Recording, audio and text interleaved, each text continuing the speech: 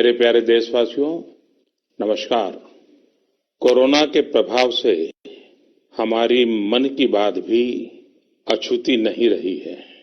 जब मैंने पिछली बार आपसे मन की बात की थी, तब पैसेंजर ट्रेनें बंद थी, बसें बंद थी, हवाई सेवा बंद थी। इस बार बहुत कुछ खुल चुका है। श्रमिक स्पेशल ट्रेनें चल रही हैं, अन्य स्पेशल ट्रेनें भी शुरू हो गई हैं। तमाम सावधानियों के साथ हवाई जहाज उड़ने लगे हैं। धीरे धीरे उद्योग भी चलना शुरू हुआ है। यानी अर्थव्यवस्था का एक बड़ा हिस्सा अब चल पड़ा है, खुल गया है। ऐसे में हमें और ज्यादा सतर्क रहने की आवश्यकता है। 2 गज की दूरी का नियम हो, मुंह पर मास्क लगाने की बात हो सके वहां तक घर में रहना हो, ये सारी बातों का पालन, उसमें जरा भी ढिलाई नहीं बरतनी चाहिए। देश में सबके सामूहिक प्रयासों से कोरोना के खिलाफ लड़ाई बहुत मजबूती से लड़ी जा रही है। जब हम दुनिया की तरफ देखते हैं तो हमें अनुभव होता है कि वास्तव में भारतवासियों की उपलब्धि कितनी बड़ी है। हमारी जनसंख्या ज्यादातर देशों से कई गुना ज्यादा है। हमारे देश में चुनौतियां भी भिन्न प्रकार की हैं, लेकिन फिर भी हमारे देश में कोरोना उतनी तेजी से नहीं फैल पाया जितना दुनिया के अन्य देशों में फैला। कोरोना से होने वाली मृत्यु दर भी हमारे देश में काफी कम है।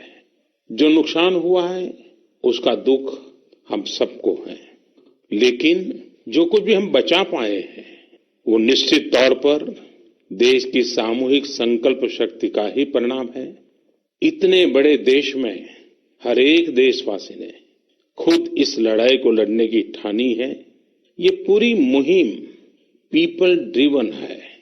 साथियों, देशवासियों की संकल्प शक्ति के साथ एक और शक्ति इस लड़ाई में हमारी सबसे बड़ी ताकत है, वो है देशवासियों की सेवा शक्ति। वास्तव में इस महामारी के समय हम भारतवासियों ने ये दिखा दिया है कि सेवा और त्याग का हमारा विचार केवल हमारा आदर्श नहीं है, बल्कि भारत की जीवन पद्धति है। और हमारे यहाँ तो कहा गया है, सेवा परमो धर्मः। सेवा स्वयं में सुख है, सेवा में ही संतोष है। आपने देखा होगा कि दूसरों की सेवा में लगे व्यक्ति के जीवन में कोई डिप्रेशन या तनाव कभी नहीं दिखता। उसके जीवन में, जीवन को लेकर उसके नजरिए में भरपूर आत्मविश्वास, सकारात्मकता और जीवंतता प्रतिपल नजर आती है।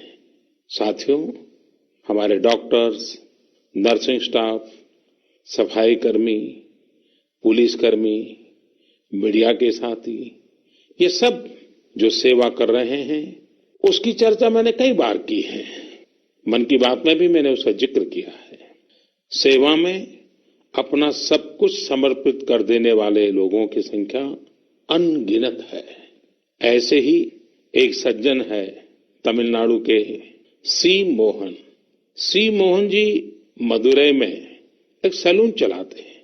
अपनी मेहनत की कमाई से इन्होंने अपनी बेटी की पढ़ाई के लिए 5 लाख रुपए बचाए थे, लेकिन इन्होंने ये पूरी राशि इस समय जरूरतमंदों, गरीबों की सेवा के लिए खर्च कर दी। इसी तरह अगरतला में ठेला चलाकर जीवन यापन करने वाले गौतम दास जी अपनी रोजमर्रा की कमाई की बचत में से हर रोज दाल चावल खरीदकर जरूरतमंदों को खाना खिला रहे हैं। पंजाब के पठानकोट से भी एक ऐसा ही उदाहरण मुझे पता चला। यहाँ दिव्यांग भाई राजू ने दूसरों की मदद से जोड़ी गई छोटी सी पूंजी से 3000 से अधिक मास्क बनवाकर लोगों में बांटे। भाई राजू ने इस मुश्किल समय में करीब 100 परिवारों के लिए खाने का राशन भी जुटाया। देश के सभी इलाकों से विमेन सेल्फ हेल्प ग्रुप के परिश्रम की भी अनगिनत कहानियां इन दिनों हमारे सामने आ रही है। गांवों में, छोटे कस्बों में हमारी बहनें, बेटियां हर दिन हजारों की संख्या में मास्क बना रही हैं। तमाम सामाजिक संस्थाएं भी इस काम में इनका सहयोग कर रही हैं। साथियों, ऐसे कितने ही उदाहरण हर दिन दिखाई और सुनाई पड़ रहे हैं। कितने ही लोग खुद भी मुझे नमो ऐप और अन्य माध्यमों के जरिए अपने प्रयासों के बारे में बता रहे हैं। कई बार समय की कमी के चलते मैं बहुत से लोगों का, बहुत से संगठनों का, बहुत सी संस्थाओं का नाम नहीं ले पाता हूं। सेवा भाव से लोगों की मदद कर रहे ऐसे सभी लोगों की मैं प्रशंसा करता हूं, उनका आदर करता हूं, उनका तहे दिल से अभिनंदन करता हूं। मेरे प्यारे देशवासियों, एक और बात जो मेरे मन को छू गई है वो है संकट की इस घड़ी में इनोवेशन। तमाम देशवासी गांवों से लेकर शहरों तक, हमारे छोटे व्यापारियों से लेकर स्टार्टअप तक, हमारी लैब्स कोरोना के खिलाफ लड़ाई में नए नए तरीके इजाद कर रहे हैं, नए नए इनोवेशन कर रहे हैं। जैसे नासिक के राजेंद्र यादव का उदाहरण बहुत दिलचस्प है। राजेंद्र जी नासिक में सतना गांव के किसान हैं। अपने गांव को कोरोना संक्रमण से बचाने के लिए उन्होंने अपने ट्रैक्टर से जोड़कर एक सैनिटाइजेशन मशीन बना ली है और ये इनोवेटिव मशीन बहुत प्रभावी तरीके से काम कर रही है। इसी तरह मैं सोशल मीडिया में कई तस्वीरें देख रहा था। कई दुकानदारों ने 2 गज की दूरी के लिए दुकान में बड़े पाइपलाइन लगा लिए हैं, जिसमें एक छोर से वो ऊपर से सामान डालते हैं और दूसरी छोर से ग्राहक अपना सामान ले लेते हैं। इस दौरान पढ़ाई के क्षेत्र में भी कई अलग अलग इनोवेशन शिक्षकों और छात्रों ने मिलकर किए हैं। ऑनलाइन क्लासेस, वीडियो क्लासेस, उसको भी अलग अलग तरीकों से इनोवेट किया जा रहा है। कोरोना की वैक्सीन पर हमारी लैब्स में जो काम हो रहा है उस पर तो दुनिया भर की नजर है और हम सबकी आशा भी। किसी भी परिस्थिति को बदलने के लिए इच्छा शक्ति के साथ ही बहुत कुछ इनोवेशन पर भी निर्भर करता है।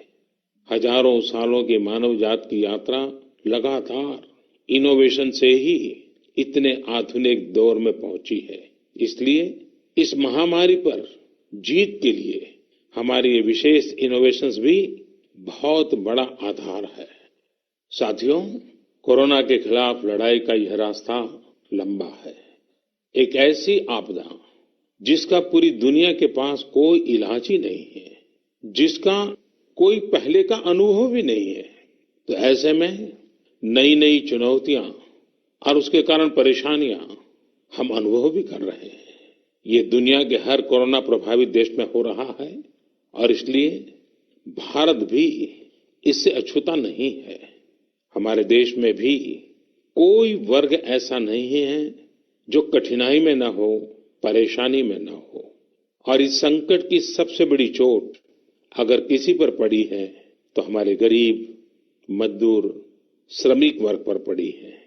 उनकी तकलीफ, उनका दर्द, उनकी पीड़ा शब्दों में नहीं कही जा सकती।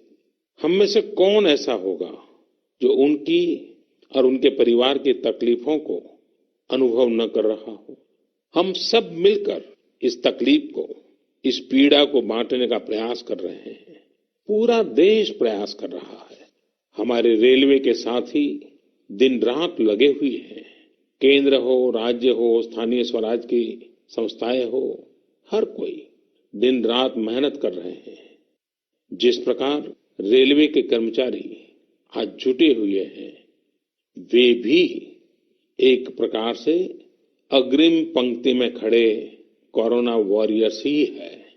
लाखों श्रमिकों को ट्रेनों से और बसों से सुरक्षित ले जाना, उनके खाने पीने की चिंता करना, हर जिले में क्वारंटाइन केंद्रों की व्यवस्था करना, सभी की टेस्टिंग, चेकअप, उपचार की व्यवस्था करना, ये सब काम लगातार चल रहे हैं और बहुत बड़ी मात्रा में चल रहे हैं।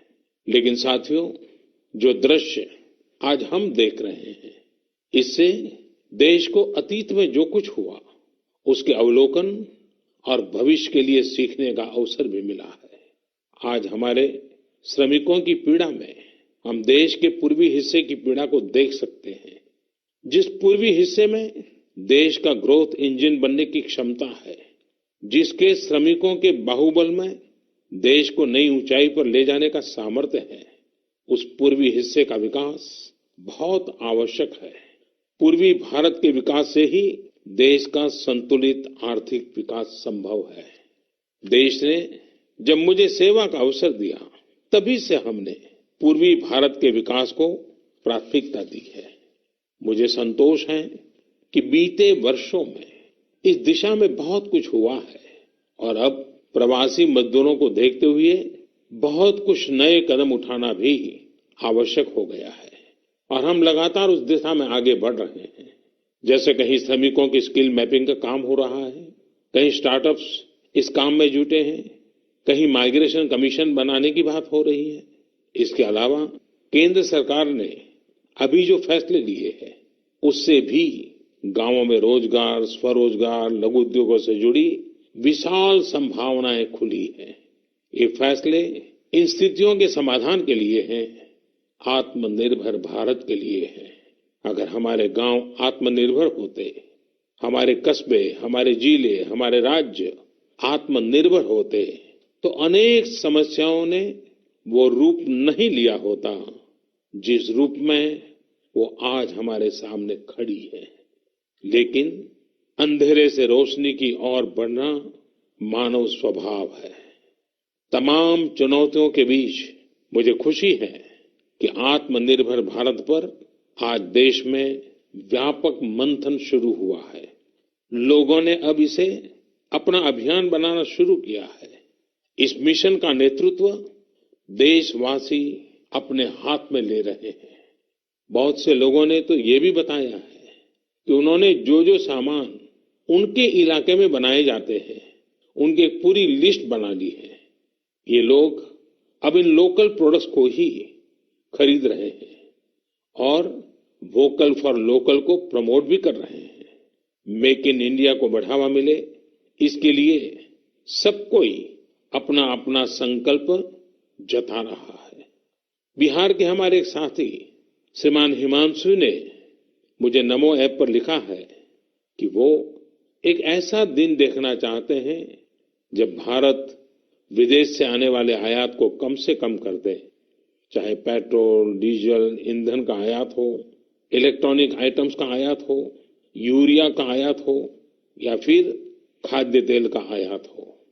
मैं उनकी भावनाओं को समझता हूं।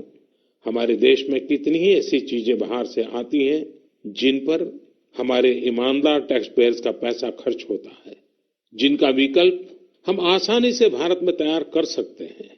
असम के सुदीप ने मुझे लिखा है कि वो महिलाओं के बनाए हुए लोकल बैम्बू प्रोडक्ट्स का व्यापार करते हैं और उन्होंने तय किया है कि आने वाले 2 वर्ष में वे अपने बैम्बू प्रोडक्ट को एक ग्लोबल ब्रांड बनाएंगे। मुझे पूरा भरोसा है आत्मनिर्भर भारत अभियान इस दशक में देश को नई ऊंचाई पर ले जाएगा। मेरे प्यारे देशवासियों, कोरोना संकट के इस दौर में मेरी विश्व के अनेक नेताओं से बातचीत हुई है, लेकिन मैं एक सीक्रेट जरूर आज बताना चाहूंगा। विश्व के अनेक नेताओं की जब बातचीत होती है तो मैंने देखा इन दिनों उनकी बहुत ज्यादा दिलचस्पी योग और आयुर्वेद के संबंध में होती है। कुछ नेताओं ने मुझसे पूछा कि कोरोना के इस काल में ये योग और आयुर्वेद कैसे मदद कर सकते हैं। साथियों, अंतर्राष्ट्रीय योग दिवस जल्द ही आने वाला है। योग जैसे जैसे लोगों के जीवन से जुड़ रहा है, लोगों में अपने स्वास्थ्य को लेकर जागरूकता भी लगातार बढ़ रही है। अभी कोरोना संकट के दौरान भी ये देखा जा रहा है कि हॉलीवुड से हरिद्वार तक घर में रहते हुए लोग योग पर बहुत गंभीरता से ध्यान दे रहे हैं। हर जगह लोगों ने योग और उसके साथ साथ आयुर्वेद के बारे में और ज्यादा जानना चाहा है, उसे अपनाना चाहा है। कितने ही लोग जिन्होंने कभी योग नहीं किया, वे भी या तो ऑनलाइन योग क्लास से जुड़ गए हैं या फिर ऑनलाइन वीडियो के माध्यम से भी योग सीख रहे हैं। सही में योग कम्युनिटी, इम्यूनिटी और यूनिटी सबके लिए अच्छा है। साथियों, कोरोना संकट के इस समय में योग आज इसलिए भी ज्यादा अहम है क्योंकि ये वायरस हमारे रेस्पिरेटरी सिस्टम को सबसे अधिक प्रभावित करता है। योग में तो रेस्पिरेटरी सिस्टम को मजबूत करने वाले कई तरह के प्राणायाम है, जिनका असर हम लंबे समय से देखते आ रहे हैं। ये टाइम टेस्टेड टेक्निक्स हैं, जिसका अपना अलग महत्व है। कपालभाति और अनुलोम विलोम प्राणायाम से अधिकतर लोग परिचित होंगे, लेकिन भस्त्रिका, शीतली, भ्रामरी जैसे कई प्राणायाम के प्रकार है, जिसके अनेक लाभ भी है। वैसे आपके जीवन में योग को बढ़ाने के लिए आयुष मंत्रालय ने भी इस बार एक अनोखा प्रयोग किया है। आयुष मंत्रालय ने माय लाइफ माय योग नाम से अंतर्राष्ट्रीय वीडियो ब्लॉग उसकी प्रतियोगिता शुरू की है। भारत ही नहीं, पूरी दुनिया के लोग इस प्रतियोगिता में हिस्सा ले सकते हैं।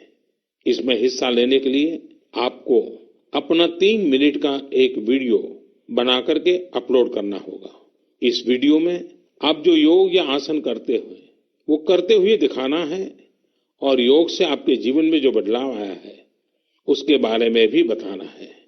मेरा आपसे अनुरोध है, आप सभी इस प्रतियोगिता में अवश्य भाग लें और इस नए तरीके से अंतर्राष्ट्रीय योग दिवस में आप हिस्सेदार बनिए। साथियों, हमारे देश में करोड़ों करोड़ गरीब दशकों से एक बहुत बड़ी चिंता में रहते आए हैं। अगर बीमार पड़ गए तो क्या होगा? अपना इलाज कराएं या फिर परिवार के लिए रोटी की चिंता करें? इस तकलीफ को समझते हुए इस चिंता को दूर करने के लिए ही करीब 1.5 साल पहले आयुष्मान भारत योजना शुरू की गई थी। कुछ ही दिन पहले आयुष्मान भारत के लाभार्थियों की संख्या 1 करोड़ के पार हो गई है। 1 करोड़ से ज्यादा मरीज मतलब देश के 1 करोड़ से अधिक परिवारों की सेवा हुई है।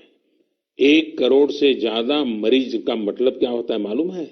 1 करोड़ से ज्यादा मरीज मतलब नॉर्वे जैसा देश, सिंगापुर जैसा देश, उसकी जो टोटल जनसंख्या है उससे 2 गुना लोगों को मुफ्त में इलाज दिया गया है। अगर गरीबों को अस्पताल में भर्ती होने के बाद इलाज के लिए पैसे देने पड़ते, इनका मुफ्त इलाज नहीं हुआ होता, तो उन्हें एक मोटा मोटा अंदाज है करीब करीब 14,000 करोड़ रुपए से भी ज्यादा अपनी जेब से खर्च करने पड़ते हैं। आयुष्मान भारत योजना ने गरीबों के पैसे खर्च होने से बचाए हैं। मैं आयुष्मान भारत के सभी लाभार्थियों के साथ साथ मरीजों का उपचार करने वाले सभी डॉक्टरों, नर्सेज और मेडिकल स्टाफ को भी बधाई देता हूं। आयुष्मान भारत योजना के साथ एक बहुत बड़ी विशेषता पोर्टेबिलिटी की सुविधा भी है। पोर्टेबिलिटी ने देश को एकता के रंग में रंगने में भी मदद की है। यानी बिहार का कोई गरीब अगर चाहे तो उसे कर्नाटका में भी वही सुविधा मिलेगी जो उसे अपने राज्य में मिलती। इसी तरह महाराष्ट्र का कोई गरीब चाहे तो उसे इलाज की वही सुविधा तमिलनाडु में मिलती। इस योजना के कारण किसी क्षेत्र में जहां स्वास्थ्य की व्यवस्था कमजोर है, वहां के गरीब को देश के किसी भी कोने में उत्तम इलाज कराने की सहूलियत मिलती है। साथियों, आप ये जानकर हैरान रह जाएंगे कि 1 करोड़ लाभार्थियों में से 80% लाभार्थी देश के ग्रामीण इलाकों के हैं। इनमें भी करीब करीब 50% लाभार्थी हमारी माताएं, बहनें और बेटियां हैं। इन लाभार्थियों में ज्यादातर लोग ऐसी बीमारियों से पीड़ित थे जिनका इलाज सामान्य दवाओं से संभव नहीं था। इनमें से 70% लोगों की सर्जरी की गई है। आप अनुमान लगा सकते हैं कि कितनी बड़ी तकलीफों से इन लोगों को मुक्ति मिली है। मणिपुर के चुरा चांदपुर में 6 साल के बच्चे केलेनसांग, उसको भी इसी तरह आयुष्मान योजना से नया जीवन मिला है। केलेनसांग को इतनी छोटी उम्र में ब्रेन की गंभीर बीमारी हो गई। इस बच्चे के पिता दिहाड़ी मजदूर हैं और मां बुनाई का काम करती हैं। ऐसे में बच्चे का इलाज कराना बहुत कठिन हो रहा था, लेकिन आयुष्मान भारत योजना से अब उनके बेटे का मुफ्त इलाज हो गया है। कुछ इसी तरह का अनुभव पुडुचेरी की अमूर्था वल्ली जी का भी है। उनके लिए भी आयुष्मान भारत योजना संकट मोचक बनकर आई है। अमूर्था वल्ली जी के पति की हार्ट अटैक से दुखद मृत्यु हो चुकी है। उनके 27 साल के बेटे जीवा को भी हार्ट की बीमारी थी। डॉक्टर्स ने जीवा के लिए सर्जरी की सलाह दी थी, लेकिन दिहाड़ी मजदूरी करने वाले जीवा के लिए अपने खर्च से इतना बड़ा ऑपरेशन करवाना संभव ही नहीं था। लेकिन अमूर्था वल्ली ने अपने बेटे का आयुष्मान भारत योजना में रजिस्ट्रेशन करवाया और 9 दिनों बाद बेटे जीवा के हार्ट की सर्जरी भी हो गई। साथियों, मैंने आपको सिर्फ 3-4 घटनाओं का जिक्र किया। आयुष्मान भारत से तो ऐसी 1 करोड़ से अधिक कहानियां जुड़ी हुई है। ये कहानियां जीते जागते इंसानों की है। दुख तकलीफ से मुक्त हुए हमारे अपने परिवारजनों की है। आपसे मेरा आग्रह है, कभी समय मिले तो ऐसे व्यक्ति से जरूर बात करिएगा जिसने आयुष्मान भारत योजना के तहत अपना इलाज कराया हो। आप देखेंगे कि जब एक गरीब बीमारी से बाहर आता है तो उसमें गरीबी से लड़ने की भी ताकत नजर आने लगी है। और मैं हमारे देश के ईमानदार टैक्स पेयर से कहना चाहता हूं, आयुष्मान भारत योजना के तहत जिन गरीबों का मुफ्त इलाज हुआ है, उनके जीवन में जो सुख आया है, संतोष मिला है, उस पुण्य के असली हकदार आप भी हैं। हमारा ईमानदार टैक्स पेयर भी इस पुण्य का हकदार है। मेरे प्यारे देशवासियों, एक तरफ हम महामारी से लड़ रहे हैं तो दूसरी तरफ हमें हाल में पूर्वी भारत के कुछ हिस्सों में प्राकृतिक आपदा का भी सामना करना पड़ा है। पिछले कुछ हफ्तों के दौरान हमने पश्चिम बंगाल और उड़ीसा में सुपर साइक्लोन अम्फान का कहर देखा। तूफान से अनेकों घर तबाह हो गए, किसानों को भी भारी नुकसान हुआ। हालात का जायजा लेने के लिए मैं पिछले हफ्ते उड़ीसा और पश्चिम बंगाल गया था। पश्चिम बंगाल और उड़ीसा के लोगों ने जिस हिम्मत और बहादुरी के साथ हालात का सामना किया है, प्रशंसनीय है। संकट की इस घड़ी में देश भी हर तरह से वहां के लोगों के साथ खड़ा है। साथियों, एक तरफ जहां पूर्वी भारत तूफान से आई आपदा का सामना कर रहा है, वहीं दूसरी तरफ देश के कई हिस्से टिड्डियों या लोकस्ट के हमले से प्रभावित हुए हैं। इन हमलों ने फिर हमें याद दिलाया है कि ये छोटा सा जीव कितना नुकसान करता है। टिड्डी दल का हमला कई दिनों तक चलता है। बहुत बड़े क्षेत्र पर इसका प्रभाव पड़ता है। भारत सरकार हो, राज्य सरकार हो, कृषि विभाग हो, प्रशासन भी इस संकट के नुकसान से बचने के लिए, किसानों की मदद करने के लिए आधुनिक संसाधनों का भी उपयोग कर रहा है। नए नए आविष्कार की तरफ भी ध्यान दे रहा है।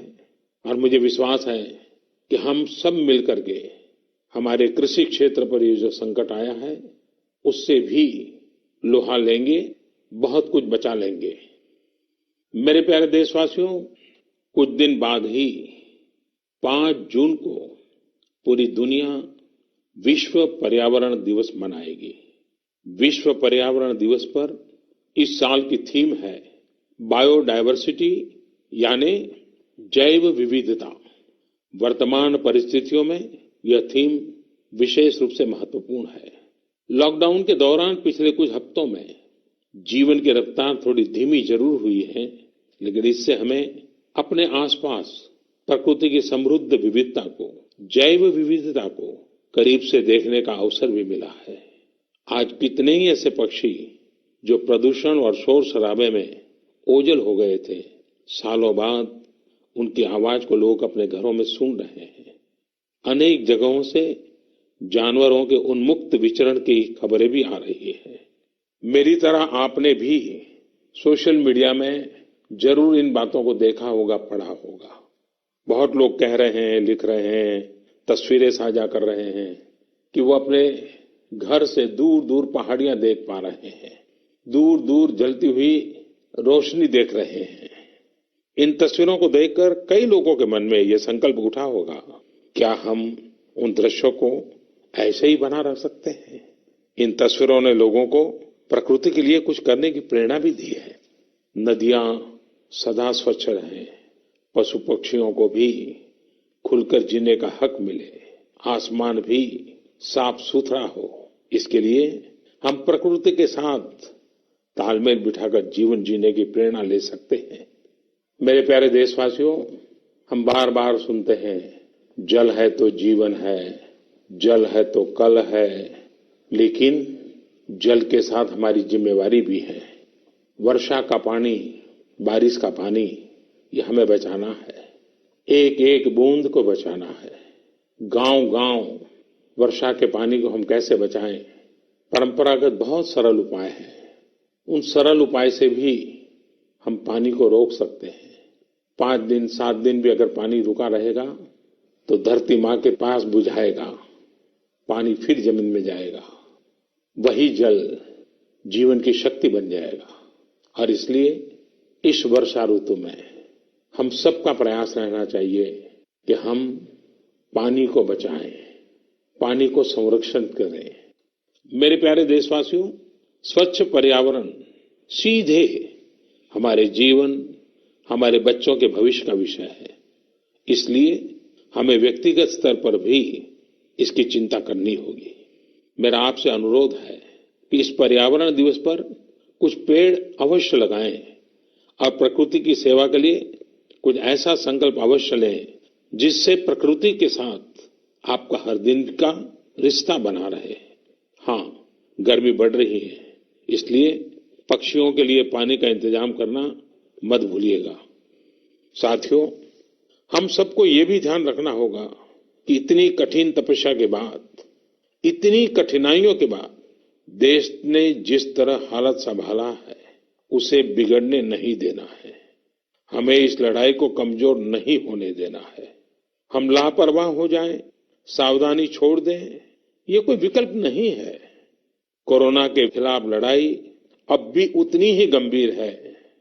आपको, आपके परिवार को कोरोना से अभी भी उतना ही गंभीर खतरा हो सकता है। हमें हर इंसान की जिंदगी को बचाना है। इसलिए 2 गज की दूरी, चेहरे पर मास्क, हाथों को धोना, इन सब सावधानियों का वैसे ही पालन करते रहना है जैसे अभी तक करते आए हैं। मुझे पूरा विश्वास है कि आप अपने लिए, अपनों के लिए, अपने देश के लिए ये सावधानी जरूर रखेंगे। इसी विश्वास के साथ आपके उत्तम स्वास्थ्य के लिए मेरी हार्दिक शुभकामनाएं हैं। अगले महीने फिर एक बार मन की बात अनेक नए विषयों के साथ जरूर करेंगे। धन्यवाद।